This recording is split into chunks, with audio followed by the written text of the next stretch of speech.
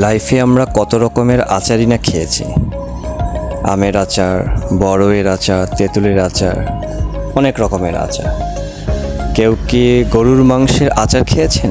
গরুর মাংস দিয়ে তৈরি করা আচার। যারা খেয়েছেন তারা তো জানেনই এটা টেস্ট কেমন, আর যারা খাননি তাদের জন্য আজকে আমাদের এই রেসিপি গরুর মাংসের আচার। চলুন আমরা দেখি কিভাবে গরুর মাংসের আচার তৈরি করা হয়। ফোকাসের এই ভিডিওটি দেখে পরবর্তীতে যারা গরুর মাংসের আচার তৈরি করবেন অবশ্যই কমেন্টস করে জানাবেন যে আসলেই টেস্ট কেমন। ভিডিওটি ভালো লাগলে অবশ্যই লাইক, কমেন্ট, শেয়ার করবেন।